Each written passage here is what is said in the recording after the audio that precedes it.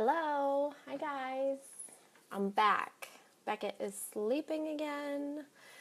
Um, Congrats, this is my 10th broadcast. That's pretty cool. So pop on if you're here. I wanted to continue the conversation that was started earlier about you cannot. Hi Lauren. Good to see you. You cannot. You can only control yourself, right? You can only control your own actions, your own reactions. You cannot control the reactions, the actions, the feelings of other people. And I really wanted to tell a story that really illustrates this for me, and it really brought it home for me when I learned this lesson. Months and months ago now. I can't even remember what the date was, but this was something that happened with me and Matt, and he doesn't even know I'm going to talk about this today. But basically, last year when I was getting ready to start my entrepreneur life, this business, I was super excited, super inspired. I was, talking about all the ways that this business can go and all of the directions and all the potential. And my excitement excited him, right? And so he was excited, and it was really cool because it got his creative juices flowing. And I've never seen him be really have the entrepreneur bug, but it was really cool for me because I could see it sparking inside of him, which was really neat, right? And so one day he came home with this awesome idea for a business for himself, which I was like, yes, this is amazing. This is a great idea. You would be so good at that. And I was really excited for him, and I'm still excited for him. You can probably hear that. And so a couple days go by. He doesn't really talk about it again, but I went and took it upon myself to I did research for him. I created him a logo, which was pretty cool. I reached out to someone who could have been a mentor and a coach for him, who never got back to me, but that's besides the point. I did all this stuff for him, right? And then he was like, okay, cool. And that was kind of it. And then a few weeks later, we're in the car, and I'm like, what's going on with you? Like, why aren't you so excited about this? Like, this is so cool. This is such a good idea. It's so perfect for you. You wouldn't have to teach anymore. You could do this for yourself. You could, make a lot of money doing this. Like, their potential is so cool. And he was just like, in the following conversation, it was just like, you could just tell he wasn't ready for it. He's not ready for it. Like, he's still not ready for it. And in that moment, I kind of had to remind myself, like, you're right. As much as I can do for him, as much as I can encourage him and create him a logo and push him and teach him what I know about entrepreneurship, I can't. Hi, Kirby. I can't do the work for him, right? I can't. Hi, Alex. I saw you didn't pop up, but your little light did. Hi, love. I can't force him to be driven to make that business happen, right? I can't force him to feel the feelings and to feel the excitement and to feel the self-love that he would need to do that. I can't feel his emotions for him.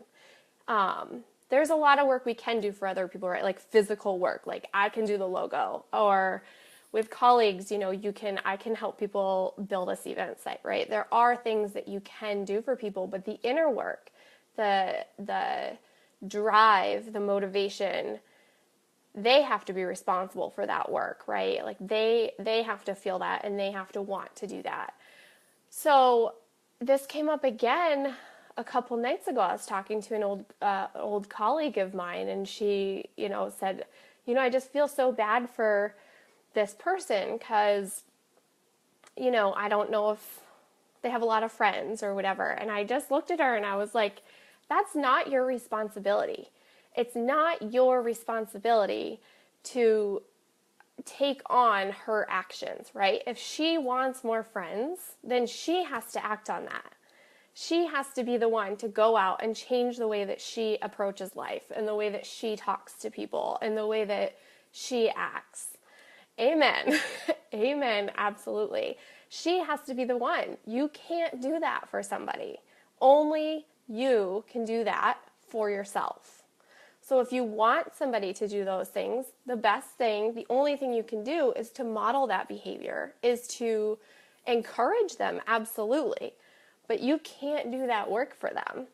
And so I think that was a really profound sort of lesson. And ever since I really learned that lesson, like deep inside of me learned that lesson, I hear it now everywhere. And I hear myself say to people all the time, you can't do that work for them. You can't feel their feelings. You can't do the inner work. The only person that you can do that for is yourself. Far too many people in my life who have had a hard time socially or haven't fit in, but I want to include them. I think that the rest of the note got cut off, Lauren. But yes, exactly. Because I don't have it on my screen. It says eventually ... They have to learn that, right? Like they have to learn that lesson. They have to step into themselves. They have to do the work. They have to feel the feelings. You can't do that for them. You can include them. You can encourage them. You can give them suggestions on a better way to handle the situation. But until they really, truly, but basically, I can't do the work for them. Done my own work and I can't do theirs. Exactly. The only person that you can do the work for is yourself. And then by you rising, they'll rise, right? They'll be inspired. Like that first part of the conversation with Matt was me being like crazy inspired and crazy like motivated to finally take on entrepreneurship and say, I'm going to do this for myself. And then as the conversation went, even that first night, you could see in him that like his gears started turning and he started to get excited. And it was like really exciting for me. So all you can do is control the way that you do it, right? You can only control your reaction. You can only control your actions. You can encourage, you can cheerlead, which is what I'm very good at doing if you don't know me. I can cheer you on from the sidelines. I can encourage you. I can, be a sounding board and work through the creative process and create you a logo or work on designs or talk you through to what the next step is. But I can't take the action for you in your life. You have to take the action for yourself. Yeah. Sorry, Lauren, I was just reading your word. You're right. You have to be responsible to move forward with your own work. You have to be the one to dig deep inside of yourself to find your own confidence, right? To find your drive, your passion, what's right for you. And it's upon everybody else to do their own work and to do that for themselves.